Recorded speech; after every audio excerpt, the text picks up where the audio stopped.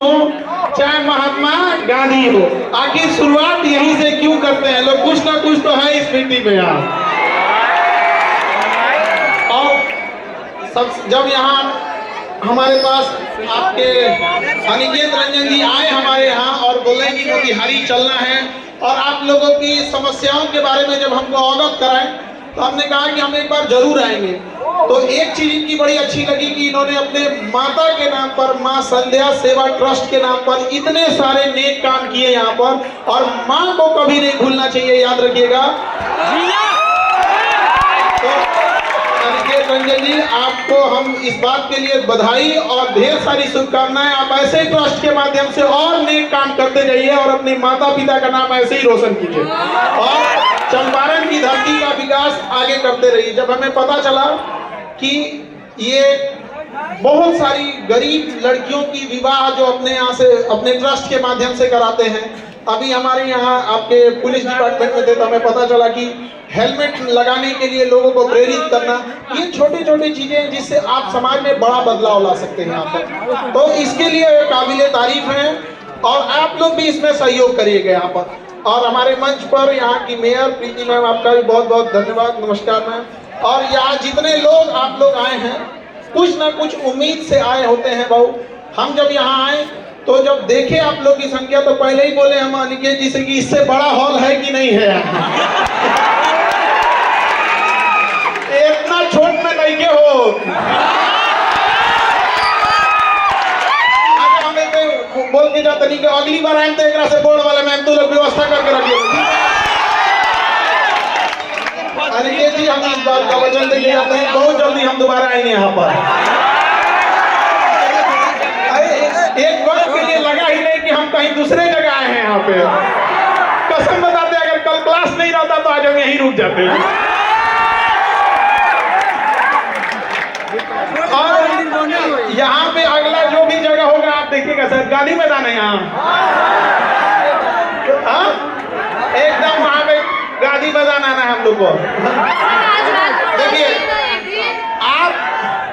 हम आपके शिक्षक जरूर हैं, लेकिन हम आपके चीजों को उतनी ही बारीकी से जानते हैं जितना आपका सबसे जिगरी दोस्त जानता होगा। इसलिए हम आपकी अच्छाइयों को भी जान रहे हैं, खराबियों को भी जान रहे हैं। इसलिए हमारे सामने होशियारी नहीं करना लोगे। हमको यहाँ आने में लेट हो गया, क्योंकि हमेशा क्लास में हम दूसरे को डांटते रहते हैं, क्लास कैसे लेट हो गया। अब हमको चूंकि पटना से आना था, हम ही को लेट हो गया। तो इसके लिए सॉरी आप लोगों को, क्योंकि बड़ा लंबा सफर होता है यहाँ पे। और आप लोग का ये उत्साह और ये जुनून देख के लगता है कि गांधी ने यही जगह क्यों चुना था, ऐसा फील होने लगा आपको। तो ये जुनून को बचा के रखना है आप लोग को। देखिए आप सब मिडिल क्लास से आ रहे हैं, आपने गरीबी को जिया है, किताबों में नहीं पढ़ा है। आप में बहुत सारे बच्चे होंगे जिनके माता पिता के ऊपर बहुत सारा कर्जा होगा, किसी के घर में किसी की दीदी होगी जिसके शादी ब्याह करने के लिए होगा, बहुत सारी जिम्मेदारियां होंगी। आज भी देखिएगा ना, गांव में आप जाएंगे तो एक तल्ला घर ढलाया होगा और उसमें से पिलर का छड़ निकाल दिया होगा, उस बूढ़े बाप ने इस उम्मीद में कि उसका बेटा उसकी बेटी कामयाब होगी, अगला पल्ला ढलवा देती है। ऐसा होता है कि नहीं होता है? माँ बाप कोई बीमारी लिए रहते हैं, बूढ़े माँ बाप, लेकिन वो पैसा काट कर आपको दे रहे होते हैं पढ़ने के लिए कि मेरा बेटा मेरा बेटी कामयाब हो जाएगी ना, तो कामयाब हो जाएगा तो हम हमारे इलाज करा देंगे। वो इलाज के चक्कर में बीमारी तनीसा से बढ़ के ज्यादा हो जाता है। होता है कि नहीं होता है? अपने आप से पूछ के देखिए, अगर उस माँ बाप का आप भरोसा तोड़ेंगे तो क्या भगवान भी माफ करेगा आप लोग को? तो जब भी अगर आप गलत रास्ते पे भटके तो अपने बूढ़ी माँ की उस आंखों को देखिएगा जिसमें रोशनी अब कम हो गई होगी, लेकिन आपकी कामयाबी को देखने के लिए आज भी उसने अपनी आंख की रोशनी बचा के रखी है कि उसका बेटा उसकी बेटी कामयाब होके आएगी। और वो दौर चला गया जब केवल कामयाबी पर पुरुषों का अधिकार था, महिलाओं ने दिखा दिया कि छीन लेंगे अधिकार अगर नहीं दोगे तो यहाँ पर। और हमने रिक्वेस्ट भी किया है, महामहिम बिहार के राज्यपाल साहब से भी कहा है और यहाँ पर इतने राजनीति से जुड़े आप लोग हैं, आप लोग से भी और आप सारे युवाओं से भी कहते हैं, नशा तो एक समस्या है ही है जिसमें आप लोग फंसते जा रहे हैं। एक और हमने सुझाव दिया कि जो दहेज में गाड़ियां दी जाती है उसका नंबर प्लेट गुलाबी रंग का हो ताकि पता चले इसके बाप का नहीं है कि नहीं है। अरे कम से कम लहरिया कट मारे तो कोई कहे कि बाप का गाड़ी नहीं है, तुम्हारे ससुर।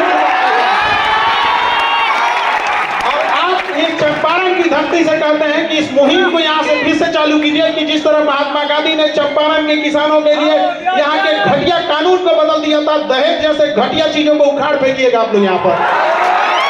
अरे अपनी हिम्मत अपने हाथ लो, अपने हाथ में बाजुओं में इतनी ताकत रखिए। आप बिहारी हैं जी, जो चाहे कमा के लीजिएगा। क्या जरूरत है किसी की बेटी के बाप को ढाका के उससे दहेज लेने की? और सामने से जब दहेज मिले तो ठुकरा के रख दीजिएगा। आप कहिएगा कि हमने इतना माँ बाप ने शिक्षा दिया है, अपने गुरुओं से इतना हमने आशीर्वाद प्राप्त किया है और भुजाओं में इतनी ताकत है कि जो चाहे दिला सकते हैं। सम्मान से रखेंगे, चाहे एक ही रोटी खाएं, सूखी रोटी खाएं, लेकिन सब अपना सम्मान से समझौता नहीं करेंगे। हम सबके घर में आप देखिए, हम तो वो बदनसीब है जो हमारे घर में बहन नहीं, तो हमें बड़ा ताना मारा जाता था कि बहन उसी को देता है ऊपर वाला जो उसे पालने की औकात रखता है। तो हमने क्या किया ना, रक्षाबंधन में दुनिया में सबसे ज्यादा राखी हमें बांधी जाती है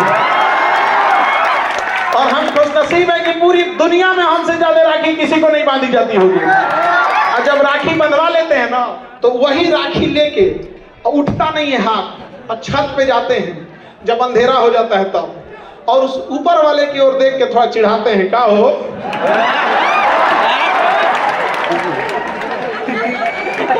देखा जरा एक को महीना दे लो, भाई देख लो।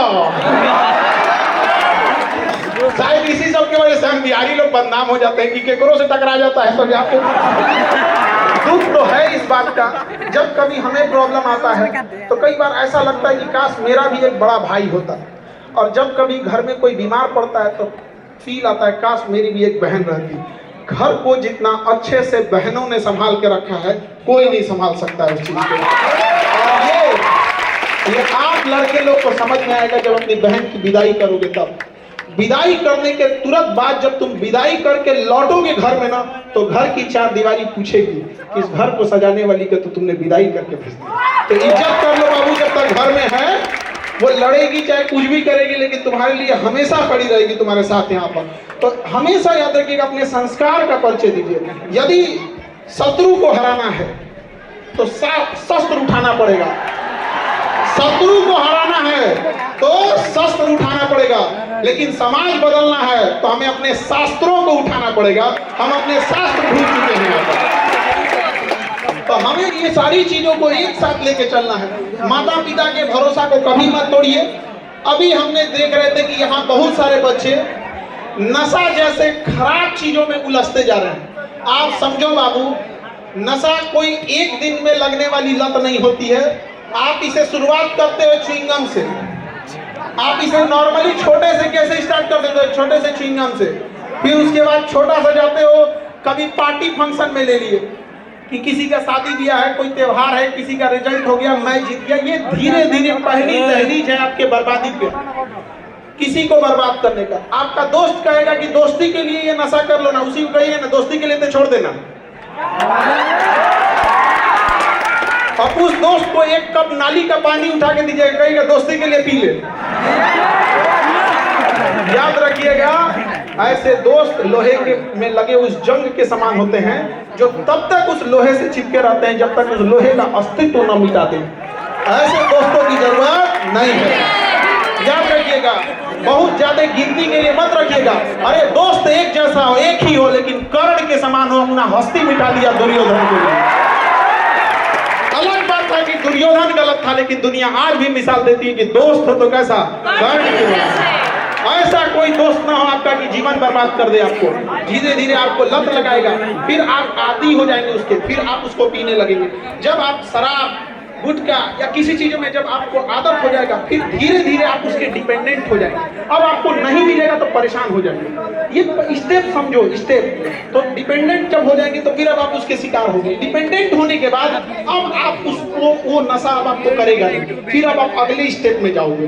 कि इंजेक्शन मारने के लिए, तो ये दुनिया भर का ये सब चीज़ होगी, ड्रग्स वगैरह। ये जब आप चले गए तो ऐसा मत सोचिएगा कि केवल आप बर्बाद हुए, किसी माँ के आंखों का सपना टूटेगा आपके इस नशे के चक्कर में, किसी के बाप का कॉलर सर से नीचे झुक जाएगा, किसी की पत्नी और उसके बाल बच्चों का पूरा भविष्य अंधकार में हो जाएगा। तो लात मारो ऐसे दोस्तों को जो आपको बिगाड़ देता है। इतनी तो हिम्मत होनी चाहिए, इतनी तो हिम्मत होनी चाहिए। जितना भी बड़ी गाड़ी देखोगे ना, फेरारी ले लो, रोल्स रॉय ले लो, ये बड़ी बड़ी जो गाड़ियां होती हैं करोड़ों की, इसमें ज्यादा सीट नहीं होता है। जानते हो क्यों? उसको पता है कि जिसको खरीदने की औकात होगी उसके ज्यादा दोस्त नहीं होंगे, है कि नहीं? बदलिए इस समाज को। आप लोग युवा हैं, अगर नहीं बदल सकते हैं तो धिक्कार हो जाएगा ऐसे युवाओं के ऊपर। अपने आप को बदलिए, इस गरीबी से निकलिए। आपको यही एक एज है, ये आपके जीवन का सबसे बहुमूल्य एज है।